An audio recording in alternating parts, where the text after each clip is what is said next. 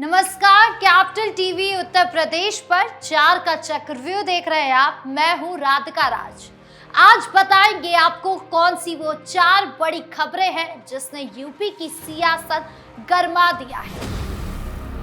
4 के चक्रव्यूह में सबसे पहले बात अभिमुक्तेश्वरानंद सरस्वती की उस धार्मिक हुंकार की जिसने लखनऊ की सड़कों को गरमा दिया है। अभिमुक्तेश्वरानंद लखनऊ पहुंच चुके हैं और 3 दिवसीय गौ प्रतिष्ठा जन जागरण अभियान की शुरुआत कर रहे हैं। लेकिन क्या ये अभियान गौ भक्तों को नई ताकत देगा या विवादों की नई लकीर खींचेगा? पूरी डिटेल्स बताएंगे आपको।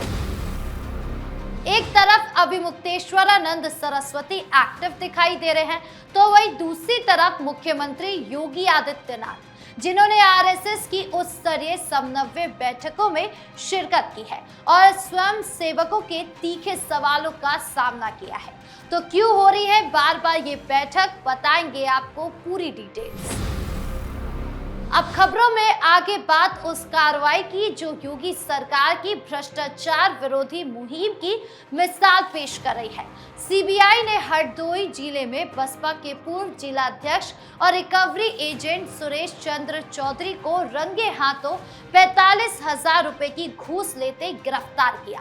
तो कैसे हुई गिरफ्तारी, आगे क्या बड़े खुलासे होंगे, पूरी डिटेल्स बताएंगे आपको।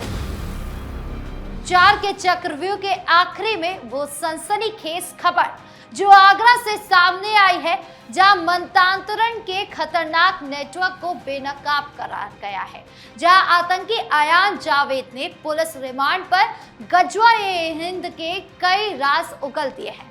पूरी कहानी सुनाएंगे आपको, तो चलिए बिना किसी देरी के शुरू करते हैं 4 का चक्रव्यूह।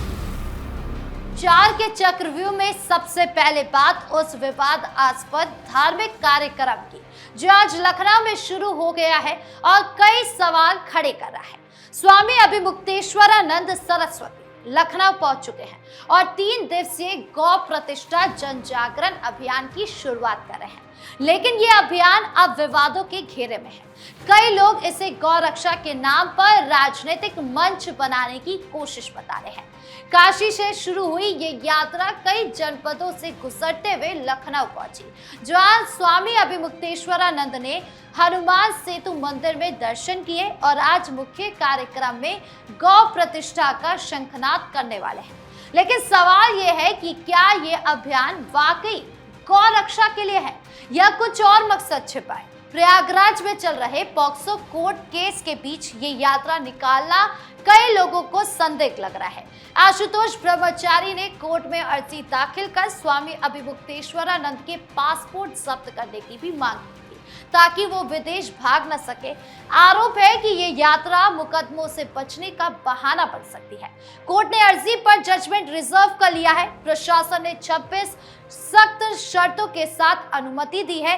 कोई भड़काऊ भाषण नहीं होना चाहिए, कोई हथियार नहीं होना चाहिए, ध्वनि प्रदूषण नियमों का पालन होना चाहिए, यातायात बाधित नहीं होनी चाहिए। आयोजकों को 4.5 लाख रुपए स्मारक शुल्क जमा करना पड़ा और सुरक्षा के लिए पुलिस पीएसी की भारी तैनाती की गई है।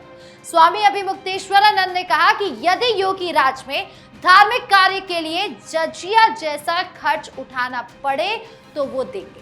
इस बयान पर सपा प्रमुख अखिलेश यादव तीखा हमला बोल रहे हैं कि भाजपा सनातन का सम्मान नहीं कर सकती तो अपमान भी ना करे। कई धार्मिक और सामाजिक संगठनों का कहना है कि गौ रक्षा का नाम लेकर यात्रा निकालना और महाकुंभ जैसे मौके पर ऐसे कार्यक्रम करना सनातन धर्म की भावनाओं पर राजनीतिक लगता है। क्या ये अभियान गौ भक्तों को एकजुटता देगा या धार्मिक सद्भाव को नुकसान पहुंचाएगा? क्या कोर्ट का फैसला इस यात्रा पर असर डालेगा? ये अभी देखना बाकी होगा। दूसरी बड़ी खबर आरएसएस और यूपी सरकार के बीच बढ़ते समन्वय और 2027 विधानसभा चुनावों की तैयारियों की है।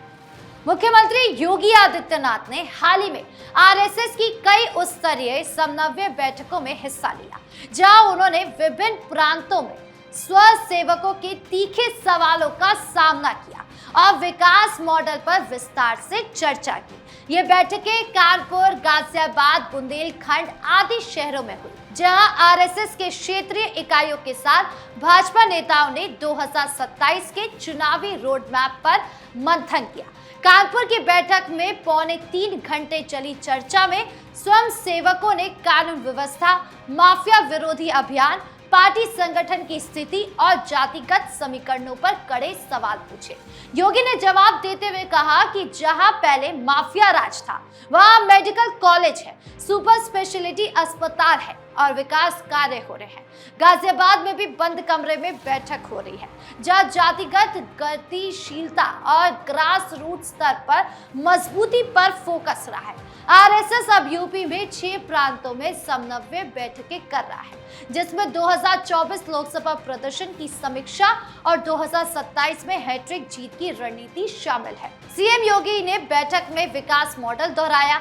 यूपी अब निवेश, रोजगार और इंफ्रास्ट्रक्चर का हब बन रहा है, लेकिन स्वयं सेवकों के सवालों से साफ है कि संगठन स्तर पर कुछ असंतोष या सुझाव है, जैसे कार्यकर्ताओं की अधिक मौजूदगी, जाति समीकरणों का संतुलन और आंतरिक असंतोष दूर करना।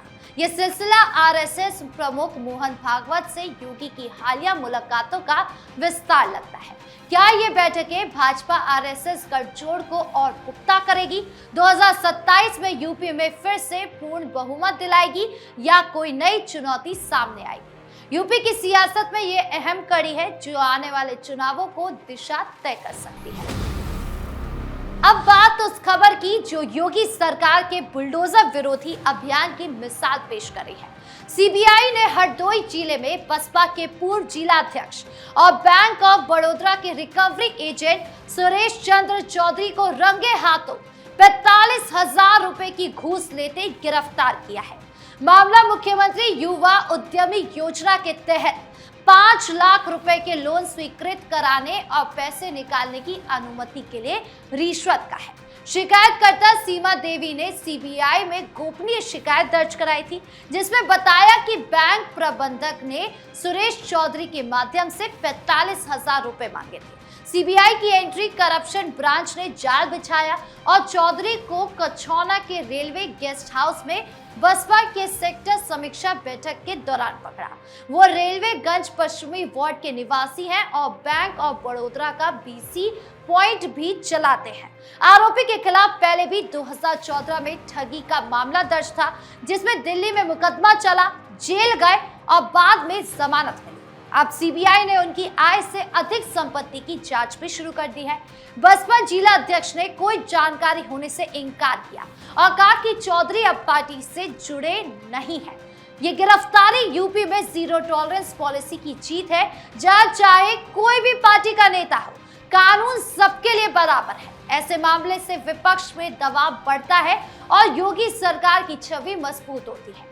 क्या यह सिलसिला आगे बढ़ेगा, बड़े नाम सामने आएंगे और भ्रष्टाचार के जड़ों तक पहुंचेगा, देखना होगा। लेकिन ये कार्रवाई साफ संदेश देती है कि भ्रष्टाचार अब बर्दाश्त नहीं। चार के चक्रव्यूह के आखिरी में बात आगरा की, जहां पर मंतांतरण और आतंकी कनेक्शन के खतरनाक खेल को बेनकाब किया गया है।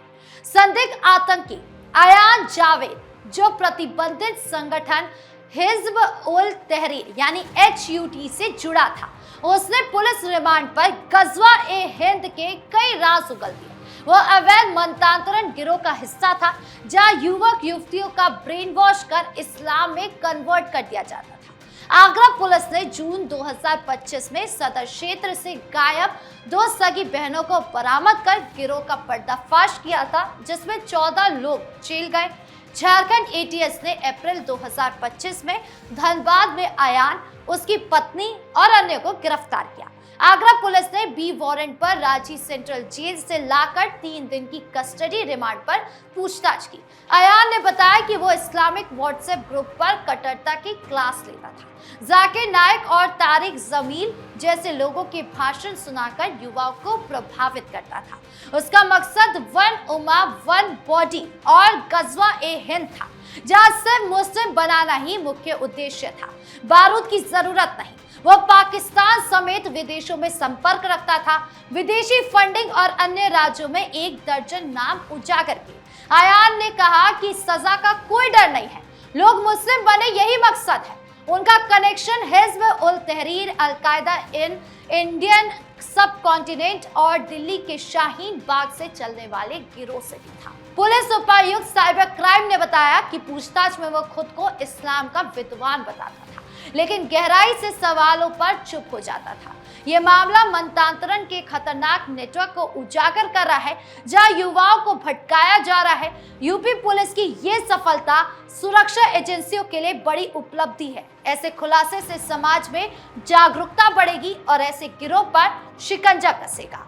तो 4 के चक्रव्यूह में आज के लिए इतना ही। कैसा लगा वीडियो कमेंट बॉक्स में जरूर बताएं। धन्यवाद।